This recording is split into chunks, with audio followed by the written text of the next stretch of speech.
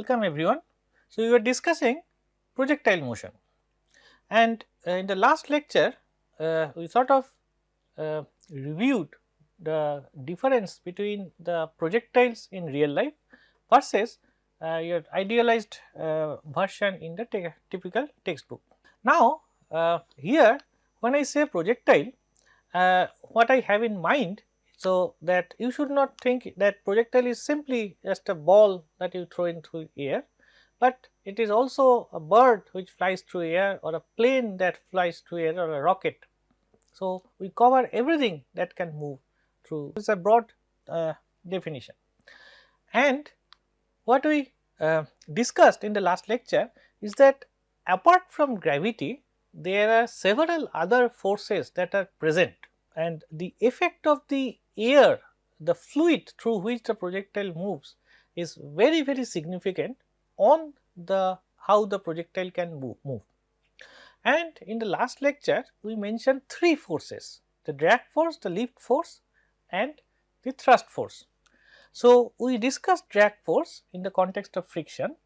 So, today our first focus is to look at the effect of lift force. So, what is a lift force? So, we will try to understand this is another effect of the air on the projectile. So, this is what is responsible for. So, this force is present because of the if there is a fluid flow past the projectile, and this force is responsible for flight of the birds and planes. So, we will take a simple example in which we will look at the something called hovering. So, this is a picture of some bird. It is a very common bird in India, very small tiny bird like this size. It is not very, its wingspan is about 10 centimeter, and it is also very light, about let us say 10 gram. So, this is called a sunbird, and you have seen this bird, they come to the flowers and take the nectars. So, they are very important for pollination of flowers, and you have seen that when they are in the sucking the nectar from the flower, they are not at all moving, they are not at all flying, they are standing still at one place in air. So, this motion whereby, so what they are doing, they are rapidly flapping their wing, and due to that they can stand still at one position in air, and that is called hovering. So, the goal of this example is to understand how the bird do that. So, to make things concrete, so here is a question that how much power does a sunbird require to hover? So, we assume certain parameters about the bird. So, I must mention that these parameters are a little bit guesswork. So, they are not very accurate, they can be off by a factor of 1 or 2. So, this our goal is to sort of get a quantitative estimate, to get a feel about the numerical feel about the problem. So, how does the bird stay still or hover at one place? Now, here again, as I said, that we shall take two different point of views to analyze this problem. So, first point of view is something that is already familiar to us, which is like drawing a free body diagram. So, we are going to take the bird as our system, and then we will everything else in the surrounding, and there are two important forces acting on the bird.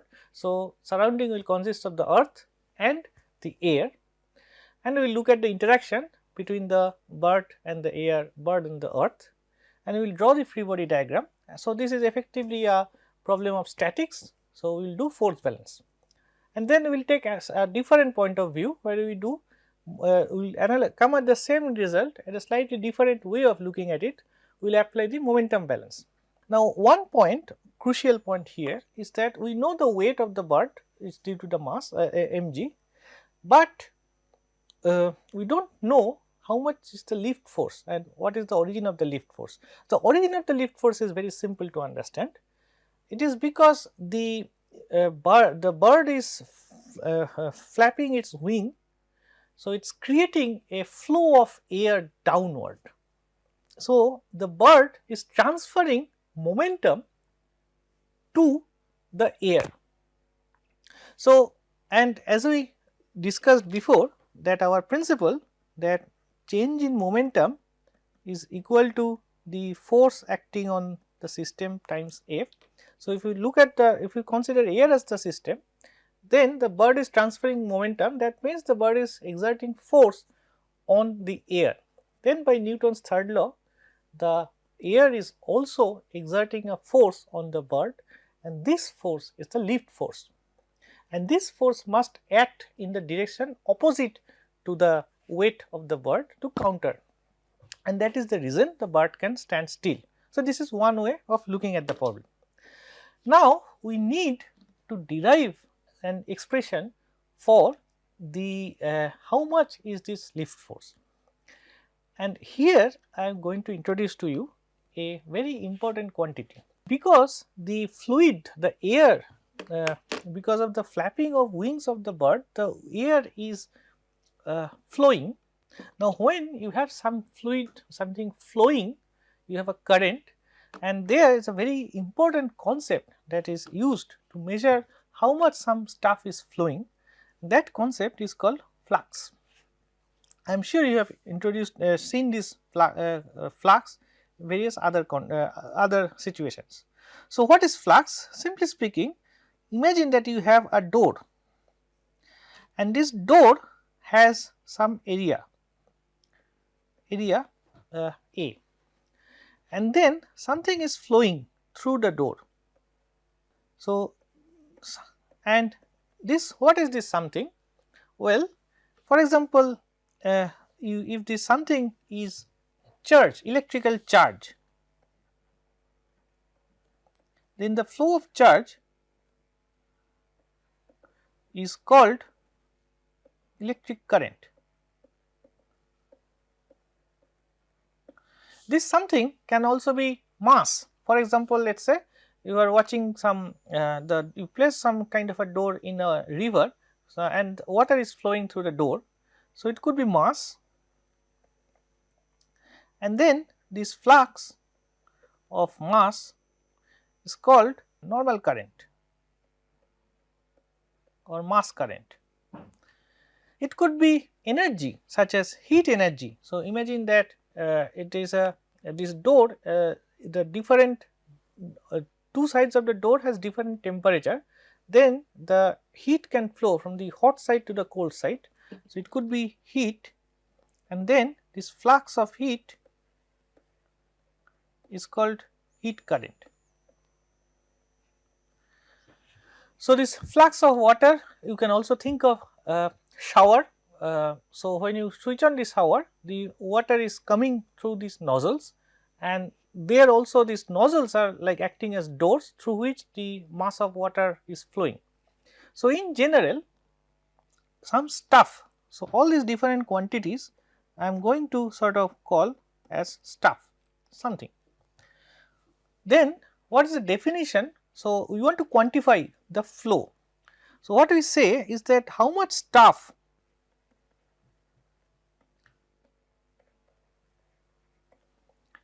that is flowing per unit area per unit time. So, as you see that more you wait, if you watch the flow for an interval delta t, the longer the time interval of observation, the more amount of stuff will flow through this door. Similarly, if the door has a higher cross sectional area, then the more amount of stuff will flow through this door. So, we divide by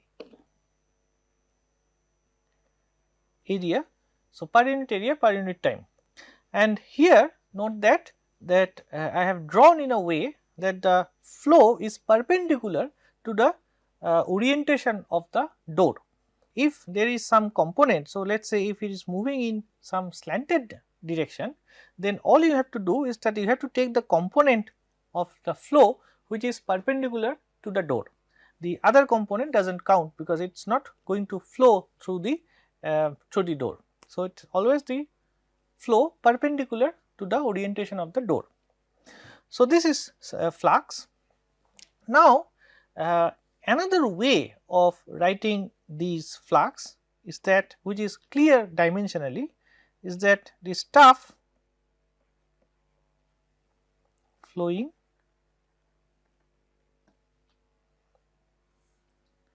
per unit volume times the flow speed. So, I am not going to derive it, it is very easy to derive this expression and show that these two are equivalent, but I am just want to point out that is it clear from dimensional analysis that if I multiply this equation 1 both numerator and denominator by something like length, then length per unit time will be some dimension of speed, and then the denominator there will be area times length, which is length q, which have the dimension of volume. Now, this amount of stuff which is flowing per unit volume is called density.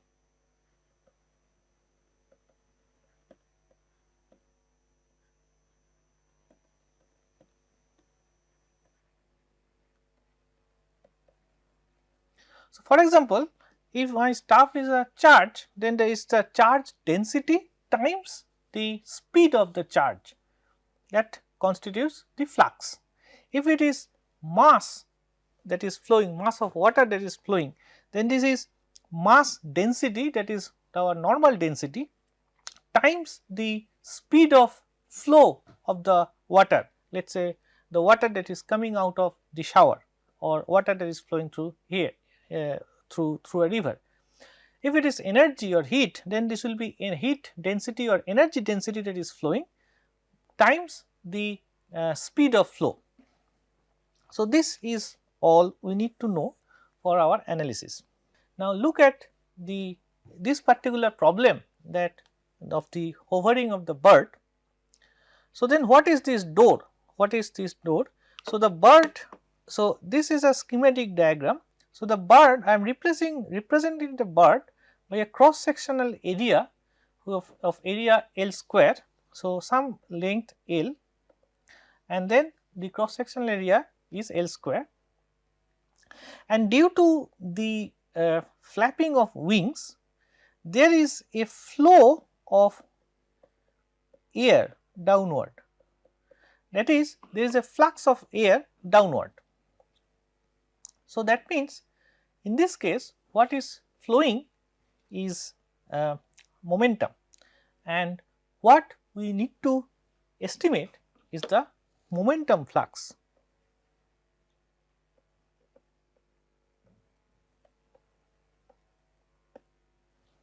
And by our definition, this is going to be the momentum density times the flow, the speed of momentum flow. So, the flow speed. Now, momentum is a vector. So, we are talking about, so the relevant momentum is in the downward direction. Why downward direction? Because we are going to see that this is the momentum that is going to balance the weight. So, we are considering the direction in which the gravitational attraction is acting on the bird. Now, what is the momentum? So, momentum, as you know, is mass times the velocity. So, in this case, consider that the downward velocity,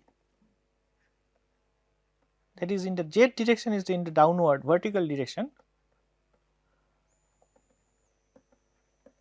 of the air that is flowing due to the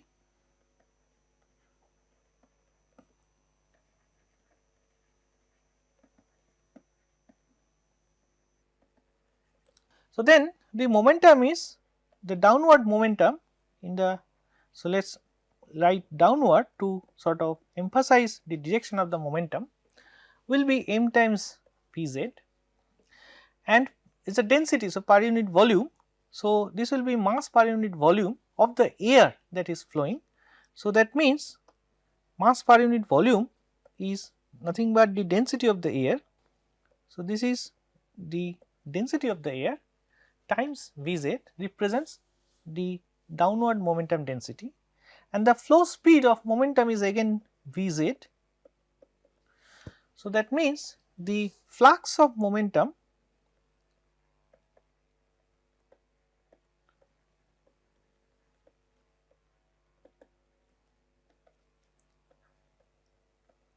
is Vz times Vz. So, this is rho air Vz square. So, as I said that this is the this momentum is transferred by the bird to the air, which means the bird is exerting a force on the air. So, how to estimate that force? So, what is the relation between flux of momentum and the force? So, let us look at the dimension analysis again. So, if we look at this momentum principle, that the change in momentum is force times the interval over which the force is acting.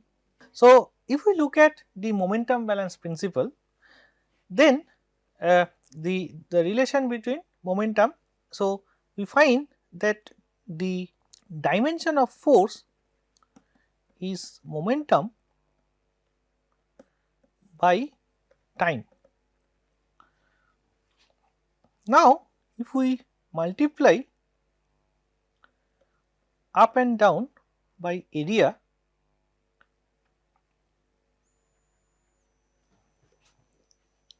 then what is this quantity in from our definition? This is nothing but the flux of momentum.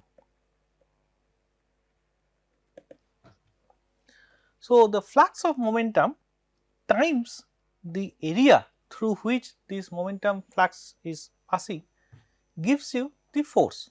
So, we have already estimated the flux of momentum to be rho times rho density of air times the flow velocity square. That means that this force exerted by the bird on air is given by rho air. So, this is rho air Vz square times the area, which is L square. Now, what is this L? How much is what is the area that the bird is having? Is it the area of the body? No, this is the area over which the bird is generating the air flow, and this is the what is called the wingspan. So, the bird, so the if it spreads the wing, then the tip to tip distance of the wing, that is called the wingspan. That is the relevant length over which the bird is able to generate the air flow. So, this is the reason that in many planes the wing, so plane itself does not have much a cross sectional area, but is some wingspan is usually very large. So, that is the relevant the cross section that the over which the lift force is acting. So, this L is the wingspan of the bird. Okay. So, now we can say that the force, that is the, so now you are able to write an expression of the force by the bird on air. So, by Newton's third law, the force by air on bird is also going to be the magnitude of the force. The directions are now in the upward direction. So, then if the bird is standing still, so now we can draw the free body diagram. So, if this is our box that represents the bird. So, there are two interactions, one is the weight downwards and the lift force by the air, and then this lift force we just estimated to be rho air times Vz square L square, and this must be equal to mg. Now, in this case what is unknown is, in this problem the L is given, rho air is given, what is unknown is the the mass of the bird is given, what is unknown is the Vz, the flow speed that the bird is able to generate, and the flow speed will be such that they must be equal. So, that gives us an expression for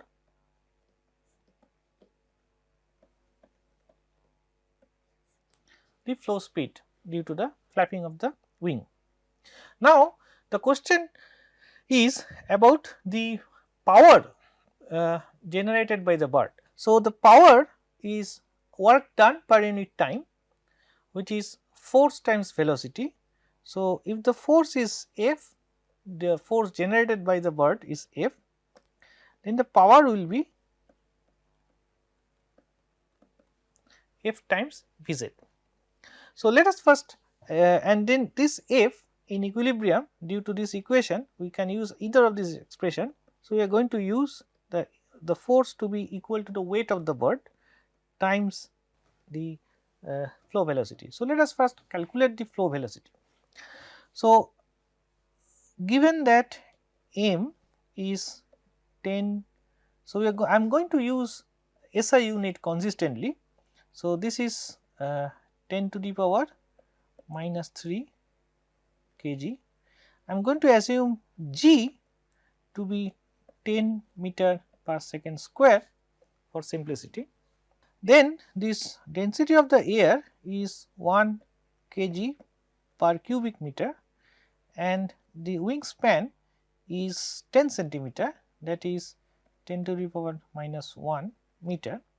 So, then what we get is 10 to the power minus 2 kg into 10 meter per second square.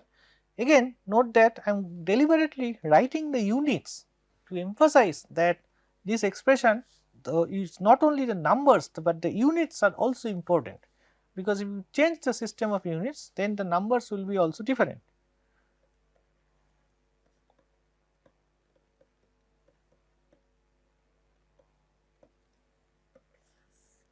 And you can check that this kg gets cancelled, and the dimension of whatever is in the bracket is actually indeed the dimension of so this is meter square by second square, square root of that is meter per second.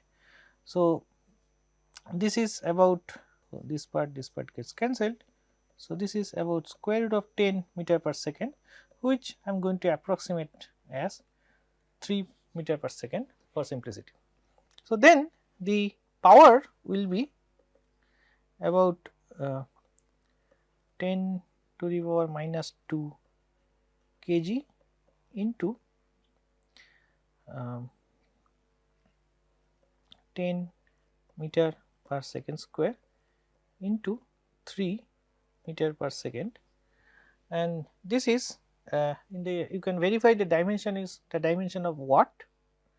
So, this is joule per second, that is watt. So, this is about 0.3 watt or 300 milliwatt. So, is it a big number? So, here it looks like 300 milliwatt is not a big number. However, we must also realize that the bird is very small object, it is only 10 gram its mass. So, we should look at the power per mass, per unit mass. So, if we compare power per unit mass, then from this expression what we get is g times Vz, which is 10 meter per second square into 3 meter per second, which is about 30 watt per kg. Now, is this a big number? Now, to make sense of this number, one way to make sense of this number is to compare with what is the human, how much power human can generate. Now, here is an very simple exercise that I give you, experiment that I give you as a take home experiment. So, you can easily estimate how much power you can generate by doing the following exercise. Go to a building which is at least 3 story, 4 story high, and then find out the stairs and then take a stopwatch and run from the ground floor to the top floor and measure how much time you took. So, the net displacement in the vertical direction. So, you have done work against the gravity. So, you can calculate by how much height you have covered, gained by going from ground floor to top floor. So, times your weight will give you the work done by you against the gravity, and divided by the time interval that you have followed will give you the power output of your body. So, mg times h divided by the time interval will be your power output. So, then if you sort of divided it by your mass, that will give you the power output of your body per unit kg, and if you compare that, you will find that this number is actually very significant. So, now we are going to look at this problem in a slightly different way. So far we have used the free body diagram technique to analyze the problem, where we took the bird as a system. There is another way of looking at this problem, is that instead of bird as the system, take the bird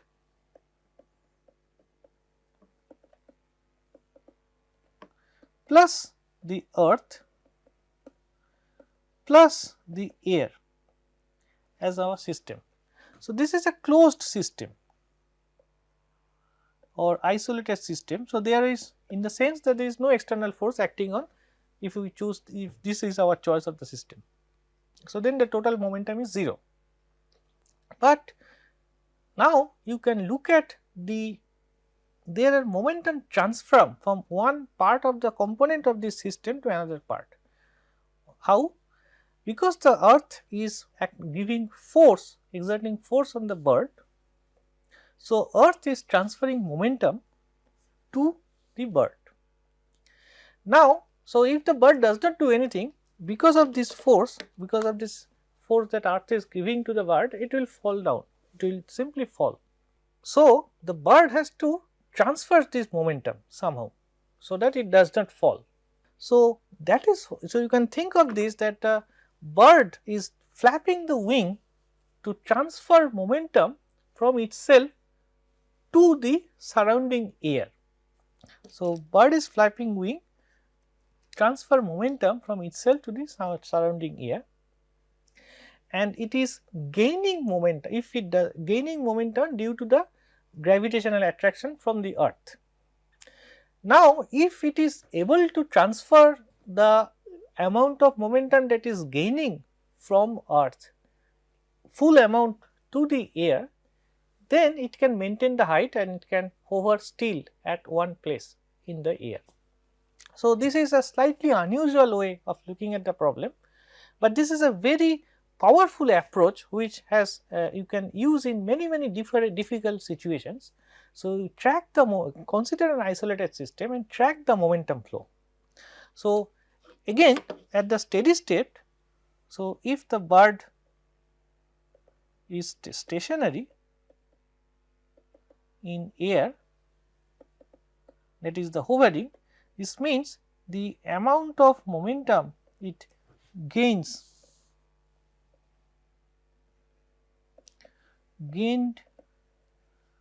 from earth. So, this is the amount of momentum that is gained in the downward direction, which is mg times delta t in an interval, for an interval delta t must be equal to the amount of momentum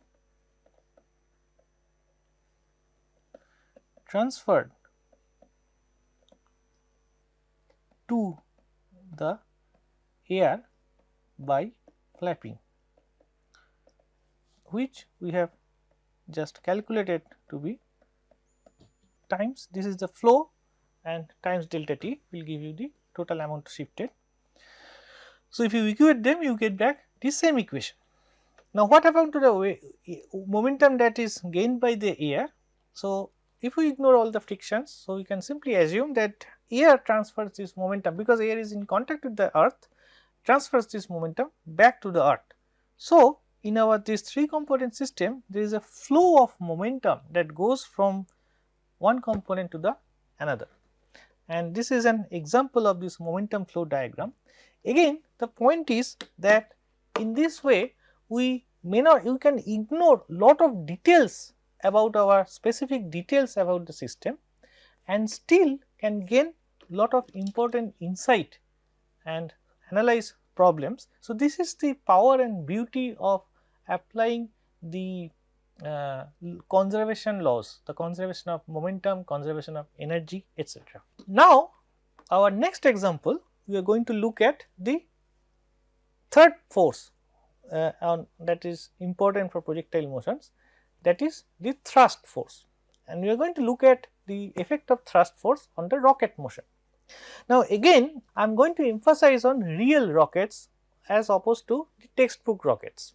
Now, here is an example of an actual rocket. So, this is called PSLV, which is the standard, the most used rocket by ISRO, India's space research organization, to launch satellites in the space. As you can see that it has lot of complicated design, and in fact this the modern rockets which are used to launch satellites have different stages, and if you go to ISRO's web page, the link is provided below, you can sort of get to know more details about the design of the rocket. But the main important point to remember here is that the actual satellite is only at the head of the rocket. It occupies very small portion of the rocket. Most of the rocket is actually fuel, is a tank for the fuel. Now, what do I mean by a real rocket? So, here is a schematic diagram of a real rocket. As you can see, there are several forces, and when the rocket is an example where all of these forces are important. So, it has a weight, so the gravitational attraction is definitely important, but in addition, when it is so the rocket which is taking, so all the rockets that we launched so far lifts up from the earth's surface. So, it is actually, and it moves at a very considered high speed through the air. So, this drag force is definitely important. The lift force also acts on the rocket, and of course, the thrust is important to lift the rocket, and also in outside in deep space where there is no atmosphere, etc., that is the only mechanism to accelerate the rocket. So, there are several. In addition, I must mention that look at this extra wing tails. So, because of this, so far we have discussed about the momentum conservation, energy conservation, but the rocket can also spin. It can also spin through the air. So, the angular momentum of the rocket is also very important, and in fact, if the in a real rocket, if the if you want to aim for a certain location where you want the rocket to go, so then you must consider the spin of the rocket, and the spin of the rocket is because of the torque by the surrounding air on the rocket, and this is because of this design of the rocket. So, if you want to know more about real rockets, I have provided a link to a very good place to start. So, this is a web page from NASA's website, and it has a very complete beginner's note on real rocket motions, which covers all aspects of actual rockets, and the most beautiful part is that it is aimed for first year college students. So, it is not very complicated. So, we are going to take examples of the thrust force in the context of rocket motion in the next lecture. Till then, see you. Thank you.